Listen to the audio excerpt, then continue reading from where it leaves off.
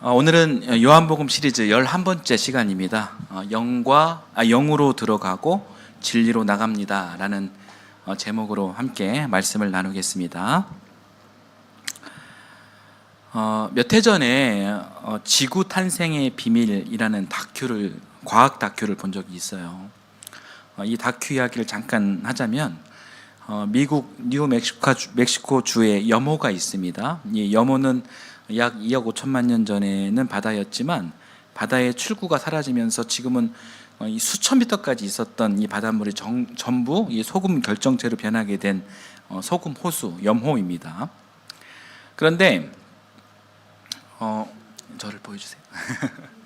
네, 그런데 이 소금 결정체는 특성상 시간이 지나면 팽창하는 그런 힘이 있다고 합니다. 그래서 오늘날 인류의 가장 골치 아픈 쓰레기 방사능 폐기물을 그곳에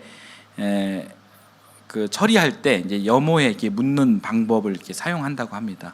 그러니까 염호 수천 미터를 뚫어서 그곳에 이제 방사능 폐기물을 차곡차곡 이렇게 저장해요. 그리고 수백 년이 흐르고 시간이 지나면 이 소금 결정체가 이제 팽창해서 이 방사능 이 물질을 폐기물을 가둬 버린다라는 거예요. 그렇게 이 방사능 폐기물을 처리한다고 합니다.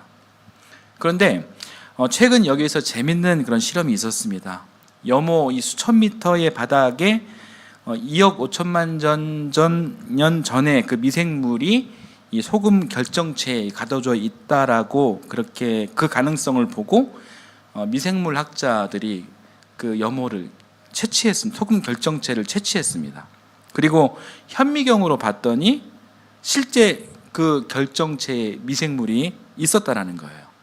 그런데 더 놀라운 것은 그 결정체에 갇혀 꼼짝 않던 이 미생물에게 움직일 수 있는 환경을 만들어줬더니 바로 살아나고 심지어는 번식까지 했다라는 겁니다. 저는 그 장면을 보면서 깜짝 놀랐어요. 2억 5천만 년 전의 생명을 이렇게 눈으로 이렇게 확인하는 그런 순간이었습니다. 놀라웠죠. 이 실험 결과가 이제 진화론의 시작점이 되는 것입니다. 여러분, 이 미생물이 우리의 조상일까요? 그리고 또 한 가지 재미있는 실험이 있었는데 이번에는 남아프리카에 가면 금을 채굴하는 그런 곳이 있어요. 여기에 사람들이 이제 금을 채굴하기 위해서 3,500m까지 땅을 팠다고 합니다. 여기가 지구에서 가장 깊은 지하입니다. 이 지하에서 실험이 있었어요. 지구의 나이가 약 40억 살이라고 이렇게 하는데 이 40억 년 전에 어디서부터 생명이 시작됐는지 이것에 대해서 과학자들은 늘 궁금했습니다. 또 아마 이 수억 년 전에는 지구는 이 소행성 충돌 일이 있었고 그래서 인류의 모든 생명이 사라졌다고 하죠. 그런데 다시 이렇게 생명이 재생할 수 있었던 이유와 그리고 이 생명의 근원이 어디인지 이 과학자들은 찾고 싶었습니다. 그래서 그 3,500m 그 지하를 탐사했습니다. 그런데 놀랍게도 저 깊고 깊은 지하에 고온과 고압 때문에 아무 생명이 없을 것으로 이렇게 생각했던 그곳에 명확한 생명이 살고 있었다고 합니다. 미생물이었습니다. 반경 100km 정도 되는 소행성이 지구에 충돌하게 되면 어떻게 될까요? 이 바닷물이 전부 우주로 이렇게 증발하겠고 또 모든 땅이 이 불바다가 되고 그러면 모든 그 생명이 멸망하겠죠. 지구에도 아주 오래전에 그런 일이 있었다고 하는데 그런데 저 깊이 지하 깊이에 있는 이 미생물은 그럼에도 안전했고 생명이 보장되었고 그리고 이 미생물이 40억 년 전부터 생명의 근원이 되어서 이 지구의 생명을 이어갔다는 것이 현대 과학 이야기예요. 그리고 이 이야기가 진화론에 힘을 실어주고 있습니다. 제가 우리나라 최고 그 과학자이신 우리 서울대 명예 교수님, 우리 노영 교수님 앞에서 주제 넘기 이 과학 이야기를 들었는데요. 여러분 좀 어떻습니까? 어떻게 생각하십니까? 그러니까 이 소금 결정체에서 나온 그 2억 5천만 년 전의 미생물이 우리들의 조상일까요? 이 40억 년 전부터 이 3,500m 지하의 생명으로 자리매김한 저 미생물이 우리들의 원천일까요? 물론 미생물학, 우주과학, 진화론 등 현대 이 과학은 제가 방금 말씀드린 것처럼 매우 흥미진진합니다. 신비롭고 정말 경이롭기까지 하죠. 그러나 창조주 하나님을 믿는 우리들은 딱 거기까지입니다. 흥미로워하는 것까지입니다. 여러분, 우리가 어떤 사람입니까? 우리는 신앙인이에요. 우리는 우리의 근본이 과학이 아니라 신앙임을 고백하는 사람들입니다. 그렇다고 우리가 생물학, 우주과학을 부정하고 반박할 그런 필요는 없어요. 전혀 없어요. 사실 반박할 근거를 찾기도 사실 어렵죠. 과학자들이 얼마나 촘촘하고 세밀한 이론을 만들어내고 증명하는데요. 그 과학을 우리가 신앙인이라고, 또 신앙인이라면 반박하는 것이 맞고 그렇게 해야 올바른 신앙을 하는 것처럼 오해해서도 안 되고, 또 그럴 필요도 없습니다. 기독교 관련 학회 중 창조과학회라는 곳이 그런 일을 하는데 저는 그것이 그닥 옳은 행위라고 보지는 않습니다. 우리 신앙은 본질적으로 상대와 우열을 가리기 위해서 하는 것이 아니잖아요. 하나님은 우월하고 과학이 열등하다, 이 논리를 명제화하기 위해서 우리는 신앙생활을 하는 것이 아닙니다. 그렇게 우월과 열등을 가르는 신앙생활에 익숙하다 보면은 오히려 우리가 신앙의 본질을 잃어버리게 됩니다. 자기와 자기 집단의 우월함을 과시하기 위해 상대와 맨날 싸움만 하는, 싸우기 위해서 공부하고 또 이기기 위해서 공부하고 또 정죄하기 위해서 공부하는, 그렇게 사는 모순에 빠져버리게 되는 것입니다. 오히려 한편으로는 우리가 과학에 감사해야 합니다. 문명의 발달이 다 옳은 것은 아니지만 그래도 우리 문명의 혜택을 보면서 살고 있지 않습니까? 이것은 철저히 과학의 공로죠. 우리의 신앙은 말 그대로 그냥 우리의 신앙 고백이 되면 되는 거예요. 과학이 아주 명료한 그런 이론을 만들어내고 또 그것을 실험을 통해 증명해냈어요. 2억 5천만 년 전에 미생물을 발견해냈어요. 이 사실을 반박하고 싶으십니까? 반박할 필요가 꼭 있을까요? 없죠. 과학 자체로 그냥 재밌잖아요. 신비하잖아요. 제가 우리 그 교수님께 제가 지난주에 만나서 이런 이야기를 드렸어요. 이 과학의 세계가 참 놀랍고 제가 만약에 고등학생이라면 과학을 공부하고 싶다 이렇게 말씀드렸더니 한평생 이 과학을 하신 교수님께서 저한테 이런 말씀을 하셨습니다. 과학은 재미를 느낄 정도만 접하면 좋다. 그렇게 말씀하셨어요. 알려고 하면 할수록 알 수도 없을 뿐만 아니라 골치 아프다 이런 이야기를 하시더군요. 교수님 말씀을 제가 잘 귀담아 들었습니다. 과학이 이렇게 재밌고 놀랍고 신비로운 사실을 밝혀내다니. 그러니까 우리는 딱 그 정도 반응을 보이면 될 것 같습니다. 그리고 신앙인으로서 이렇게 고백하면 될 것 같아요. 하나님의 창조 생명이 이렇게 경이롭고 치밀하고 신비롭구나. 그러면 끝나는 일입니다.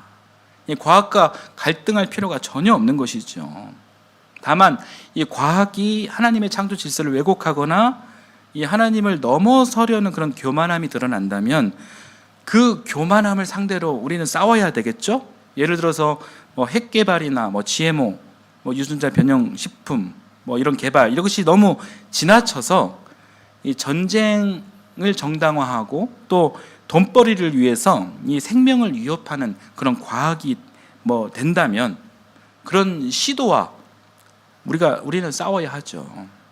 과학 자체와 싸우는 것이 아니라 생명을 위협하는 요소와 그런 시도와 싸우는 것입니다. 이 세상의 과학이 아무리 발전한다 해도 내 신앙 고백의 중심이 흔들리지 않으면 아무 문제가 되지 않습니다. 과학 자체가 신앙인인 나와 상대하는 갈등 대상이 아닙니다. 우리 신앙 고백의 중심은 창조론입니다. 누가 당신은 창조론입니까? 진화론입니까? 이렇게 물어보면 두말할 것 없이 창조론이죠. 그런데 중요한 것은 이 진화론을 열등하게 여기기 때문에 창조론인 것이 아니에요. 우리가 신앙 고백하는 이 창조론은 이 진화론과 전혀 다른 차원이에요.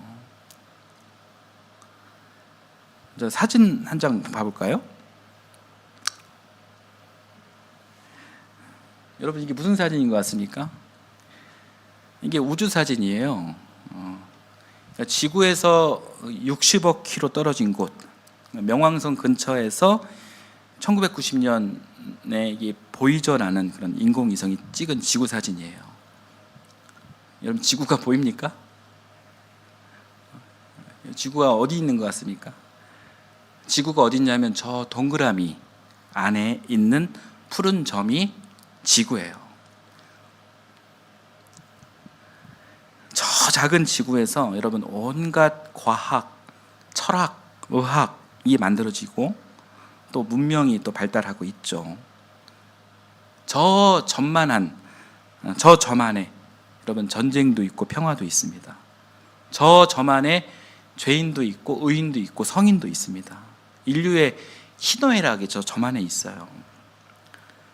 그 역사 안에 살면서 저 점 안에 있는 사람들은 놀랍고 신기하고 신비로운 대단한 일들을 경험하며 살지만 이 광활한 우주가 얼마나 광활하냐면 이 우주에는 우리가 알고 있는 이 태양계보다 수백 조 더 큰 세상이 있습니다. 그런데 이 우주를 창조하신 하나님을 저 점에 불과한 땅에서 만들어진 사람들의 그 우수해 보이는 생각들이 그 창조주 하나님을 담아낼 수 있겠습니까? 그럴 수가 없죠. 하나님은 그런 존재가 아닙니다. 우리가 믿는 하나님이 어떤 존재냐? 하나님은 그런 차원이라는 거예요. 제가 신앙인이자 목사로서 이 과학을 열등하게 여기기 때문에 이 생명의 근원이 창조론이다 이런 말을 하는 것이 아닙니다. 우리는 그 크신 이 하나님을 믿고 고백하고 있는 것입니다. 저 점에 사는 우리가 감히 이 광활한 우주를 우리가 다 안다라고 말할 수도 없으시 이 우주의 창조자 하나님을 이 사람이 피조물 주제가 감히 하나님을 규정하고 말할 수가 없는 거예요. 그 크신 하나님의 사랑과 은혜를 다 말할 수가 없습니다. 그럼에도 우리는 이 하나님을 이해하기 위해 우리의 언어로 간신히 이렇게 표현합니다. 우리 하나님을 만유를 창조하시고 만유 위에 계시고 만유 안에 계시고 만유를 초월하신 분 이렇게 우리가 표현합니다. 그러나 이 표현도 사실 완전할 수가 없습니다. 저를 보여주십시오.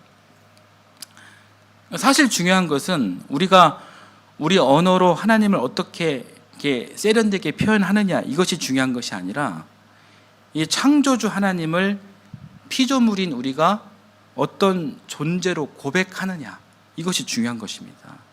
우리가 지식으로 우리가 하나님을 아는 게 중요한 것이 아니라 우리가 고백하는 것이 중요합니다.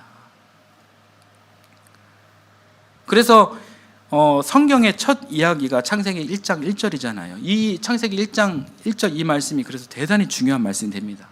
이 말씀 함께 봐볼까요? 같이 한번 읽어보겠습니다. 태초에 하나님이 천지를 창조하셨다.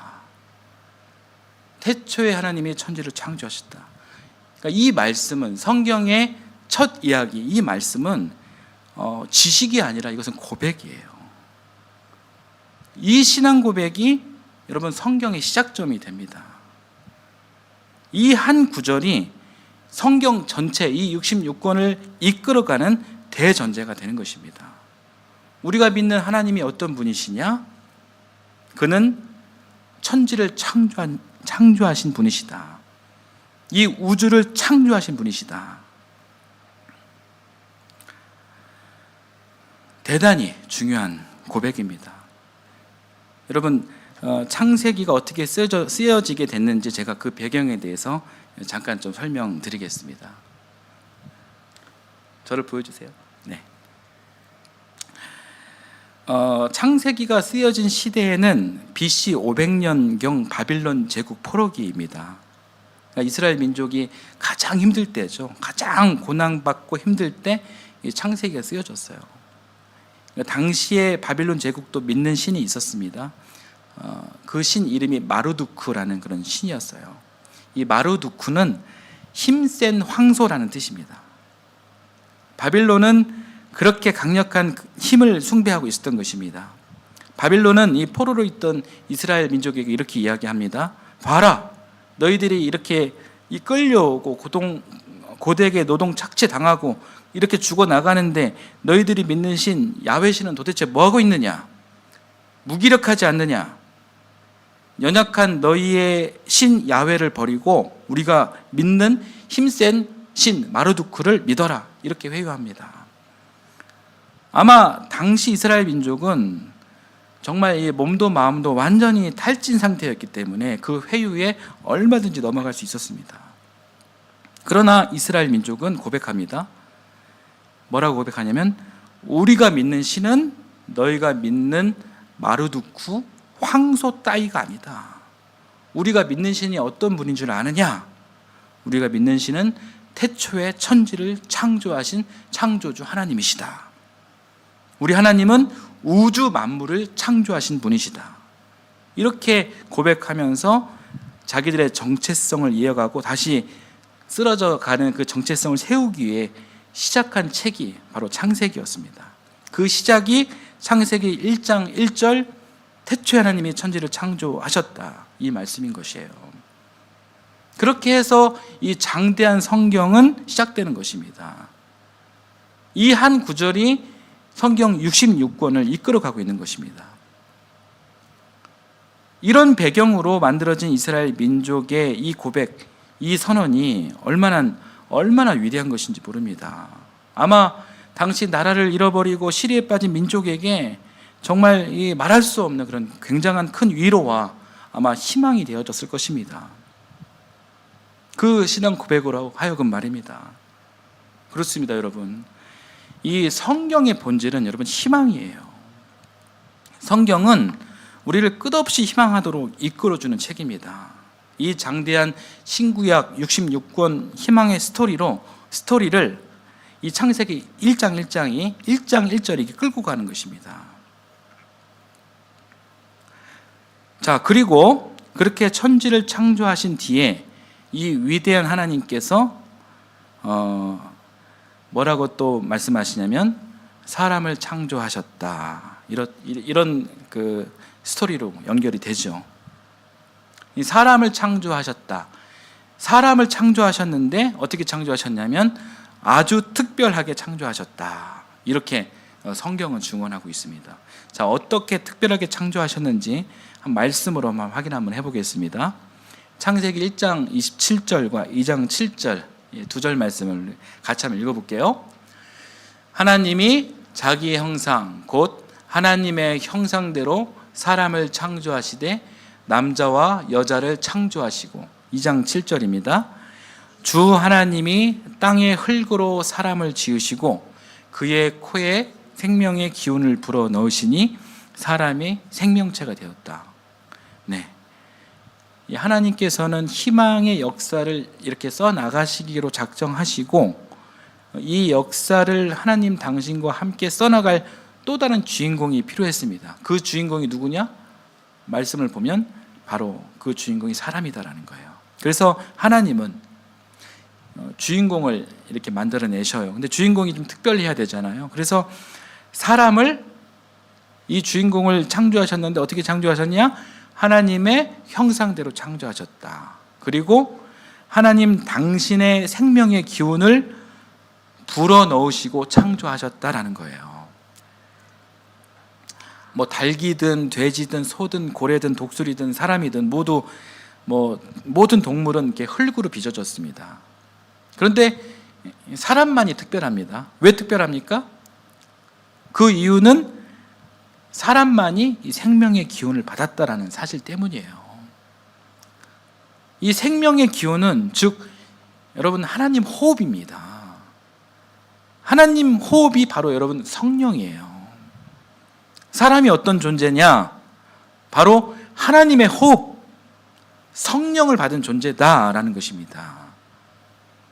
그런 면에서 사람은 이 하나님의 형상을 닮아 있는 거예요. 그런 면에서 사람은 하나님처럼 신성이 있다라는 거예요. 여러분, 제가 담대하게 선언합니다. 여러분 한 사람 한 분 한 분은 모두 신성이 있는 분들이십니다. 이 사람은 본능으로 사는 동물이 아니라 하나님께서 주신 자유의지를 갖고 있어요. 이 자유의지가 선하게 사용된다면 그 모습이 하나님 닮은 모습으로 사는 거예요. 자유의지가 선하게 사용된다는 예가 있습니다. 그 예는 나와 마주하고 있는 상대를 연민, 관용, 공감, 용서할 수 있다는 것이에요. 그런 마음 가져보신 적 있으시죠? 그것이 바로 여러분이 신성이 있다는 증거입니다. 어떤 사람이 근데 자기가 성령 받았다라고 막 이야기합니다. 주장하는데 근데 그 사람에게 연민, 관용, 공감, 용서 이런 것이 없어요. 그러면 그 사람에게 본인은 성령을 받았다라고 주장하지만 그 사람에게 성령이 실제로는 작용하고 있지 않는 거예요. 성령이 아니라 이상한 영이 작용하는 겁니다. 성령은 기본적으로 생명을 살리는 영이고 연민, 관용, 용서, 공감 이런 긍정의 기운을 가져다 주는 영입니다. 이 영을 통하면 사랑이, 아가페가 우리 삶 안에서 발휘될 수 있는 거예요. 이것은 영적인 존재로 특별하게 창조된 사람만이 할 수 있는 능력입니다. 사랑하는 여러분 자신이 영적인 존재다라는 사실을, 그리고 순간순간 나의 삶 속에서 신기를 발휘하고 있다는 사실을 여러분 꼭 기억하시길 바랍니다. 여러분은 신성이 있는 존재입니다. 제가 방금 말씀드린 이야기들을 오늘 본문을 보면서 다시 한번 정리를 해보겠습니다. 요한복음 4장 24절 말씀을 봐볼게요. 다시 한번 오늘 본문 말씀 읽어보겠습니다. 하나님은 영이시다.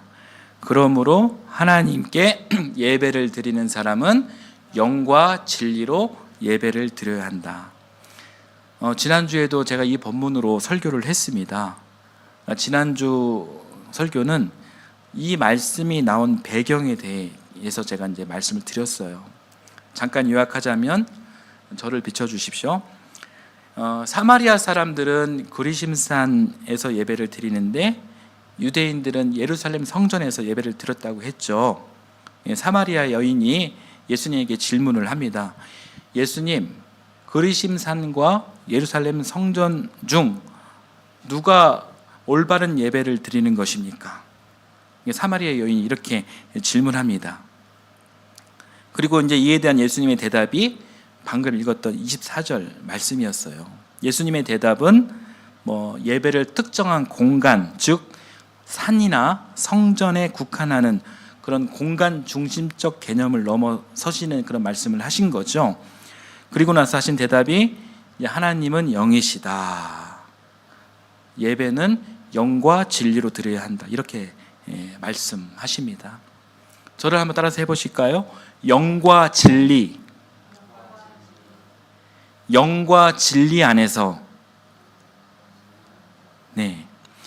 그리심 산도 아니고 그리고 예루살렘 성전 안에서도 아니고 예수님 말씀은 영과 진리 안에서 예배해야 한다. 이런 말씀이에요. 여러분, 영과 진리 안에서 예배하는 것은 어떤 공간에 묶여져 있는 것이 아닙니다. 그런 상태가 아닙니다. 영과 진리 이 두 가지는 결과적으로 하나입니다. 그러나 제가 이제 이 둘의 개념을 여러분들이 더 잘 이해하기 위해서 이것을 좀 구분해서 한번 설명을 한번 드려보겠습니다. 영은 무엇이냐면 영은 인풋이에요. 들어오는 것이에요. 그리고 진리는 아웃풋이에요. 나가는 거예요. 영으로 들어와서 그리고 진리로 나간다는 말입니다. 먼저 여러분, 인풋인 영은 영적 존재인, 기본적으로 영적 존재인 우리가 기본적으로 영이신 하나님을 향해 가는 거예요. 우리는 하나님을 3차원적, 물질적으로 만날 수가 없죠. 그래서 중요한 것은 우리가 하나님은 영이시다라는 사실, 하나님의 정체성을 그렇게 우리가 인정하고 깨닫는 것이 중요합니다. 이게 먼저고요. 그리고 그 다음 또 중요한 것은 우리의 정체성도 하나님을 닮은 영적 존재임을 깨닫고 인정하는 것이 또 중요합니다. 하나님은 영이시다. 그리고 우리도 하나님의 형상을 닮은 영적인 존재다. 이 두 가지가 여러분 동시에 깨달아지고 인정이 돼야 하는 것입니다. 여러분 어떻습니까? 깨달아지고 인정이 되십니까? 이 두 가지가 우리 신앙생활의 아주 기본이에요. 기본 중에 기본이에요. 그런데 이 기본이 우리가 교회를 오래 다녔든 적게 다녔든 또 목사든 그냥 평신도들 간에 솔직히 이 기본이 우리들 몸에 잘 익숙치가 않아요.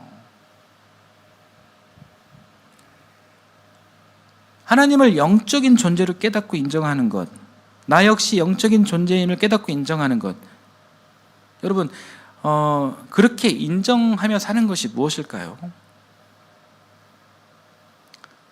여러분 그것이 바로 기도하는 삶이에요. 여러분 기도 잘 하십니까?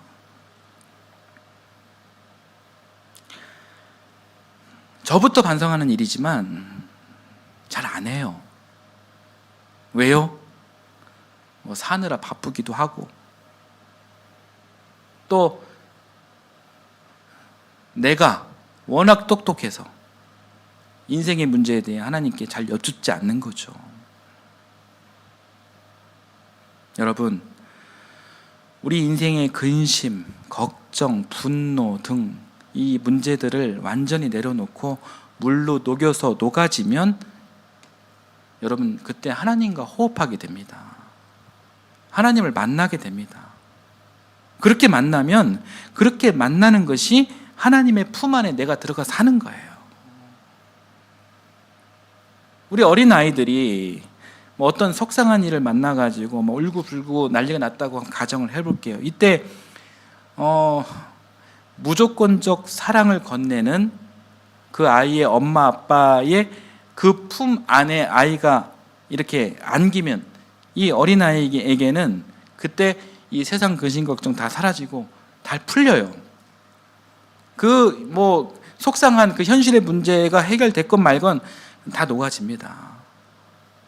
부모 품에 안기기 전 상태는 태풍이었는데 언제 그랬냐는 듯이 평안으로 바뀝니다. 그런 것처럼 우리들도 우리의 욕심과 갈등과 이 탐욕을 내려놓고 우리가 하나님 품 안에 들어가게 되면 신기하게 이 삶의 폭풍이 기쁨과 감사로 바뀐다는 겁니다. 혹시 이런 경험 해보셨습니까? 저는 경험해봤어요. 그리고 경험하신 분들은 다 아실 겁니다. 이것은 제가 백날 설명해도 이건 경험하지 못하면 알 수 없는 거예요. 그래서 이 기도에 대해서 설명한다는 것이 정말 어렵습니다.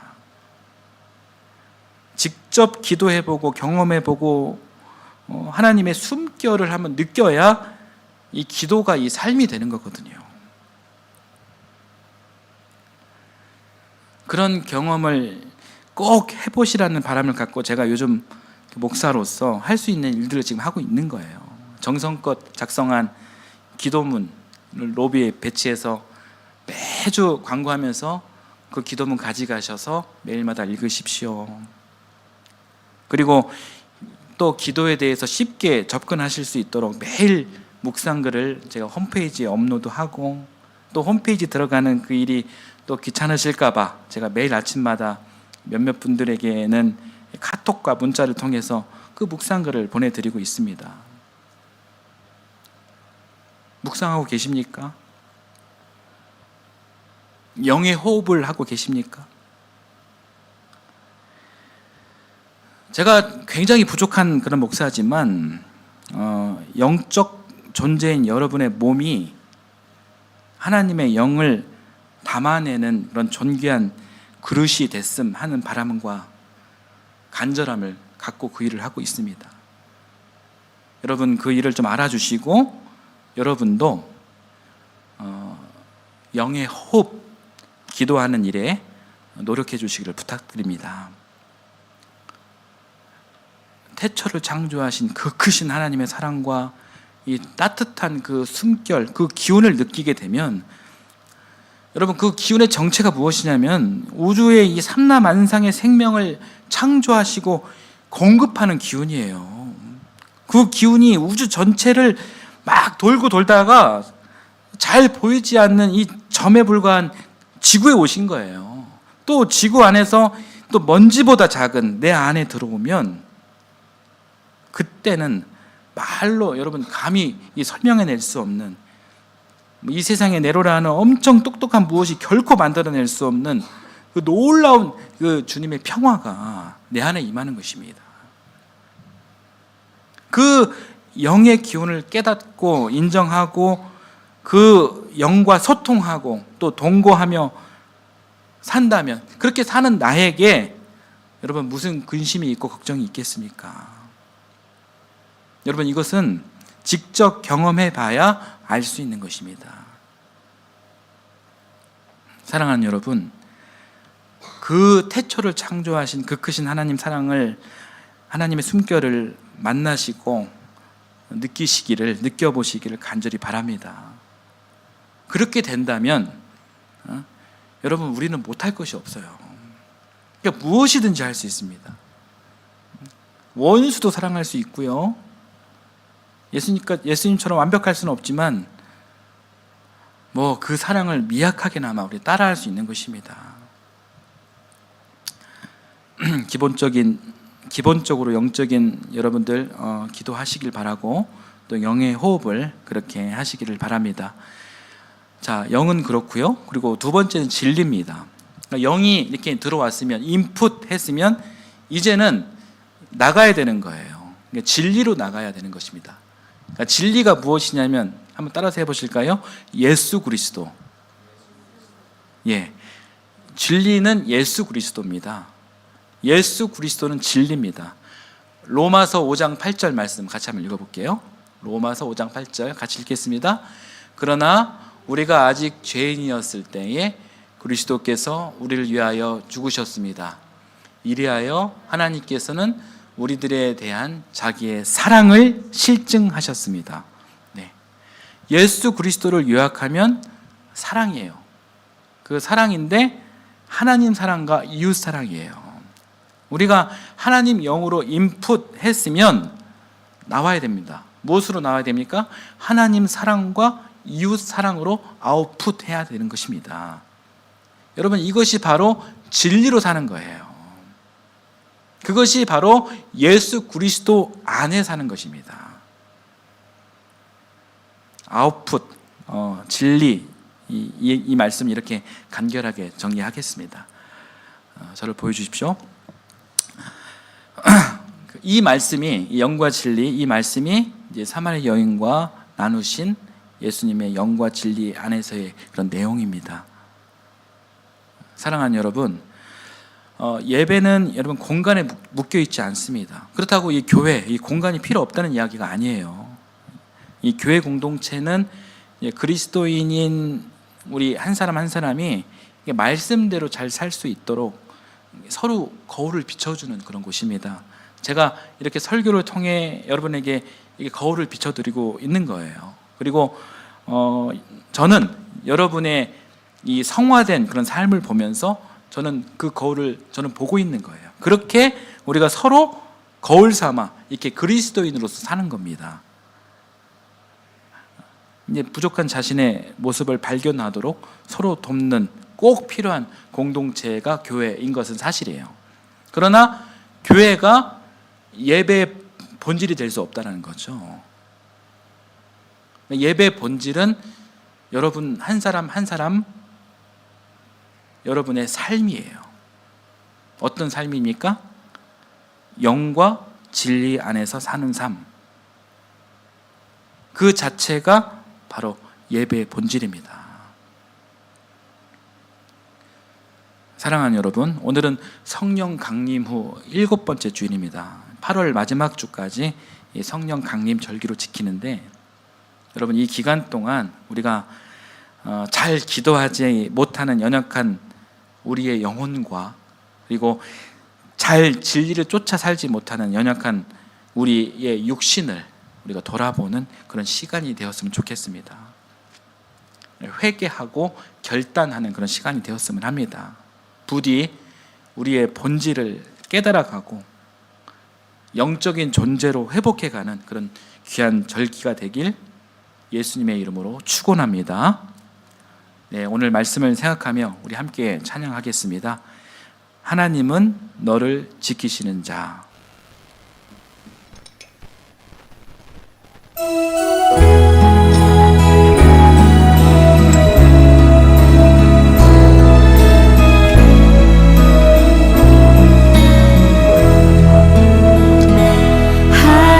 하나님은 너를 지키시는 자, 너의 우편에 그늘 되시니 낮의 해와 밤의 달도 너를 해치 못하리. 하나님은 너를 지키시는 자, 너의 환난을 면케하시니 그가 너를 지키시리라. 너의 주리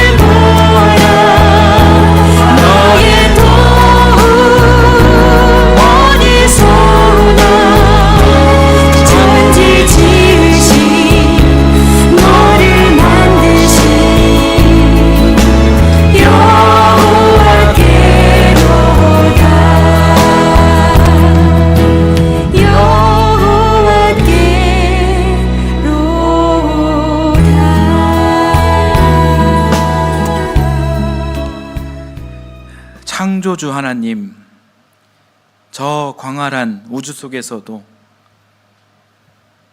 먼지보다 작은 우리를 기억하시고 하나님 당신의 형상대로 빚으신 그 은혜에 감격하며 찬양합니다. 오늘도 영으로 호흡하며 진리로 살아가게 하옵소서. 예배의 삶이 되게 하시고 우리 예수님을 닮아 하나님 사랑과 이웃 사랑으로 진리로 나아가게 하옵소서. 이 시간 주님의 은혜를 기억하며 귀한 예물을 바칩니다. 소득의 10분의 1을 믿음으로 바치는 그 손길을 축복하여 주옵소서. 때에 따라 감사하여 드리는 손길을 주여 축복하여 주옵소서. 빈손으로 오지 않고 귀한 예물을 드리는 이 손길을 거룩히 여겨주시고 축복하여 주옵소서. 감사드리며 예수님의 이름으로 기도드립니다. 아멘.